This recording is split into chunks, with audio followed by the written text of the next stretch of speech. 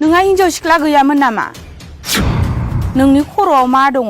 नैबे भिडिअआ फैनो थांगासिनो दङ। गोबाङा नुबाय, गोबाङा नुवाखै जानो हागौ। खारनाय गोमानायाथ' कमनसै, खिन्थु बे एक्सट्राअर्डिनारि एबारनिया। बिनिफ्रायबो आं दहाय फुङाव मोनसे भिडिअ होदोंमोन, जाबथाब बहुद हाखु दाखु जादों। आरो बे भिडिअआ जाहैबाय मोनसे चेनेलावहाय जे खारनायनि भिडिअखौ जोंबो गोबाङा बासोना नायनो, होआब्लाबो नोंसोर हारिनि थाखाय मावग्रा नङा, मोजां मावग्रा नङा, हारिनि थाखाय मावग्रालायनो माथो भिडिअखौनो बानाया, नै भिडिअ होयैनि थाखाय होनो होग्राया बिदिबो जाहरो। थ' बबेजों जाजेननो जायो। बेखायनो आं मा सानो, मालाबा होनो गोसोबा होगोन, होनो गोसो गैयाबा थागोन, आइ एम अन माइ अन बिदिबो सानग्रा जालायलांबाय आरोना। थ' खायफा होयैनि थाखायबो माबायदि दावराव जाहरो। ओमफ्राय फोरमायखानो गोसो जायो बै मोनसे चेनेलावहाय दा 9थासोनि एसे बारनानै स्पेसियेल आपडेट मोनसे होनो थांगासिनो दं आङो। गोबां स्पेसियेल बर' हारिनि 10 बोसोरनि बारानिफ्राय नाजाबोनाय मामोन बियो, गोबां थाखा खरस खालामबाय। आं बे आपडेटखौ होनो थांगासिनो दङ। ओमफ्राय नैबे मा, नोंथांमोना नुयोबा हेफाजाब मदद खालामदो आरोना। दाख्लै आं मोनसे भिडिअ हगारदोंमोन, ओमफ्राय गफुरनि खारनाया गोबां चेनेलावबो दं। दा बे गथ'खौ मोनफिनबाय, मोजां खौरां, सिख्लासा गोमानाया। गोजोननाय मोनदों। नैबे आरो एक्सट्राअर्डिनारि थालाय, सोरबाबो नुयोबा अननानै हेफाजाब हो, नायलांदो। खर'आव मा दङ हो खला?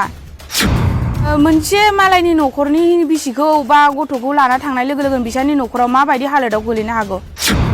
दे खला, नोङो, आं नोंखौ बेखौनो बुंनो खावलायो जे नोङो बिहामजोखौ आरो नानि फिसाखौ जेरावखि लाना थायाथों मानो, नोङो थाबैनो जोंनो गथायनानै होफैनांगौ।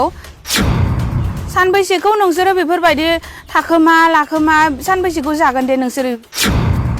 कमलाबारि गामिनि ब्रजेश बर'नि आंगो बिसि रिता बसुमतारीखौ नसुंसेनिनो कला बसुमतारी मुंनि सासे सेंग्राया लाना खारनायनि अजद।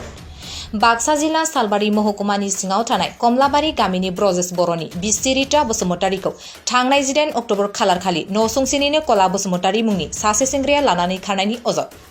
फिसाय ब्रजेश बर'आ फोरमायनाय बादिब्ला 2 बोसोर 8 दाननि उन्दै हिन्जावसा गथ'खौ लोगोआव लानानै थांफादों होनना फोरमायदों।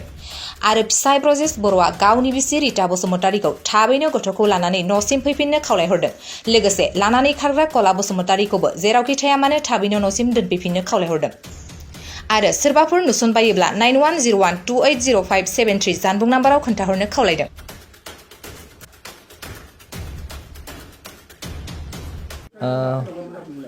दाख्लै 18 थारिखनि मोनासिनि 4थासो टाइमाव आंनि न'निफ्राय ओंखारलांदोंमोन। बेनिफ्राय आरो बियो दिनैसिमहालागै न'आव फैफिनाखै। नोंथांनि बिसिया सोरजोंबा खारफानायनि माबा मोनसे सन्देह दं नामा? सन्देह माने बियो खारफानाय सन्देहआ माने आंनि न'आ सोनाबजा जायो, बिना सानजाजा जायो। माने गेजेराव अनलि लामाल'सो दङ। बे लामानि सानजाजानि न'खरानो लानो थांदों माने सेंग्राया। मा नाम? बिनि मुङा जाफुं लिरो, खिन्थु बुंनायाव गामिफोराव ओरैनो खला होनना मिथियो। आंनि गामियाथ' डिस्ट्रिक्टआ बाक्सा जाबाय, थाना सालबारि, पस्ट अफिस सालबारि, आंनि गामिया जाबाय कमलाबारि। ओरैनो सुबाखौ बुङोबा मान्दारगुरि होनना बुङो। ना बेनो दे आंनि गथ' आरो बिसिखौ मोनफिननायनि आंना लुबैनाया बेनो। बेसेबांसो गेदेर गथ'आ? आंनि गथ'आथ' 2 बोसोर 8 माह रानिं जाबाय दं।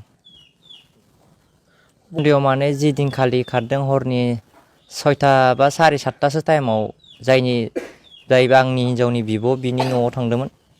बिसा खोन्थाहरनाया लेट जादों, मानो होनबा इसा 6:30 खोथाखौ बिसोरो 8टा बाजियावसो खोन्थाहरबाय नालाय, जों थांना मोनहैस्लाबासै। खिन्थु आरो बिनि न'खरनि आरो जायबा हौवानि न'खर बिसानि आलासिनि न'आव थाहैदोंमोन बिसोरो, ओरैनो गोबोथना दुम्ब्रुगुरि होननाय जायगायाव। बेयावबो जों हरनि 10टायाव थांदोंमोन, नाथाय बेगखौल' मोननाय जादों। जायबा बि हौवानि न'खरनि आलासि बिनि न'खराव बेगखौल' मोननाय जादों। न'खराव माबाफोर जाथाय जादोंमोन नामा? जाथाया सानसे सिगाङाव जादोंमोन, जायाखै नङा जादों। आं हरनि 6टासो टाइमाव आं माने खामानिनि फैसा मोन्दोंमोन नालाय, बे लोगोफोरनो फैसा हैनो थांनायाव आङो न'निफ्राय ओंखारलांदोंमोन। खिन्थु न'निफ्राय बारा गोजान जाया, आङो मिनिमाम ओरैनो 3 मिनिटसो थानानै फैफिननाय समाव बियो सोदोबा फन रायलायनाय खोनानानै आङो मबाइलखौ सेख'नाय जादोंमोन। आरो बे मबाइल सेख'नाय टाइमाव बियो नाम्बारखौ डिलिट खालामनो हायाखै, खिन्थु नाम्बारखौ आं हमना मोनाखै। माने डाइरेक्ट बिजि आरो नट रिचेबल होनखाबाय नालाय, आं सानदों एक्सचेन्जनि नाम्बार होननानै। आं मिथिया बेनि सानसे सिगाङावल'सो मिथिदों आङो मिथिनायाबो बेखौ सानाखै आं सोरदोबासो फन रायलायदो ना मादो होननानैसो आं अनदेखौ बुनाय जादोंमोन हराव ओरैनो 7टासो टाइमाव जि रायजो राजानिफ्राय बिनि खावलायहरना दे आंनि बिसिखौ मोनोबा हमना दोन आरो नङाबा पुलिसनो खोन्थाबानो जाबाय आरो नङाबा आंनि कन्टेक्ट नाम्बाराव फन खालामबानो जागोन आंनि कन्टेक्ट नाम्बारा 9101280573 आं जेनेबा बेखौ केसखौ रेजिस्टार खालामनाय जाबाय थानायाव होनाय जादों खिन्थु बे आंनि फिसाजो आरो बिमाखौ मोनाबा आं नोंखौ गोख्रों राहा खालामनाय जागोन मानो होनबा आङो ओरैनो नोंखौ नागारनाय जानाय नङा आंनि फिसा आरो बिमाया माबा मोनसे जानांगौबा थांदों बे मानसिया खिन्थु आंनि खला जाफुं बसुमतारिया खिन्थु लाबाबा आं बेखौ गोख्रों राहा लानाय जागोन दे खला नोङो आं नोंखौ बेखौनो बुंनो खावलायो जे नोङो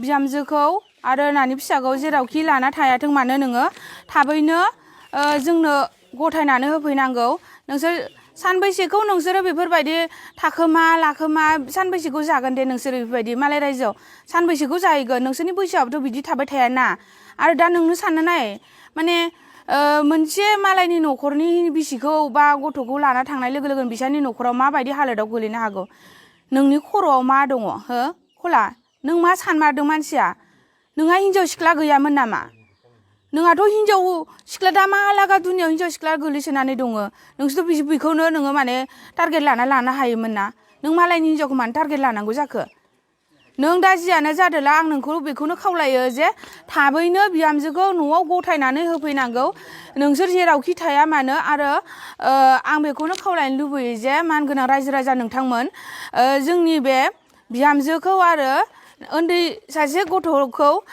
जे आरो लोगोसे बियो गुबुन हौवायासो लाना थांदोंथ' बेखौ सेंग्राया न' खाथिनिनो सेंग्रा बियो लानासो थांदों नालाय लाखानासो थांदों बिखौ जोङो प्रजन्त नागिरजोब्बायबो जोङो माने मोनाखै बिदिनो जोङो जिथिया लाना खारदों गबरधना दुम्ब्रुगुरि गामियाव दं होनना खोनानानै जों बेयाव थांनायावबो जोङो माने जों मोनहैनायनि 1 घन्टासो सिगाङाव सैमा सोंदों जाहैबाय बे सैमा सोंनायखौ खोनानानै बिसोरो न'खरनि मानसिया मोनथिस्लाबै स्रोद खारखुमा लांनानै बिसोरनि जि जोम गाननाय जोमनायखौल' जोङो मोनबोदों ओमफ्राय जोङो बिदिनो माखासे खाथि खालानि मानसिफोरनोबो जों खोन्थाहरदोंमोन जों सिनायनायफोरनो खिन्थु जोंनो दासिमबो रावबो खोन्थाहरनो रोङाखै जे मानगोनां रायजो राजा नोंथांमोन जेरावखि नुवा नोंथांमोना जोंनो थाबैनो खोन्थाहरबानो जाबाय जोंनो आरो खोन्थाहराबाबो नोंथांमोना नोंसोरनि खाथि खालानि थानाफोराव नोंसोरो खोन्थानानै हो अब्लानो जोङो मोनफिनगोन होननानै जोङो आसा फारियो माबायदि थासारि जानानै बेखौथ' नोंथांमोनाबो बयबो मिथिखागौ जे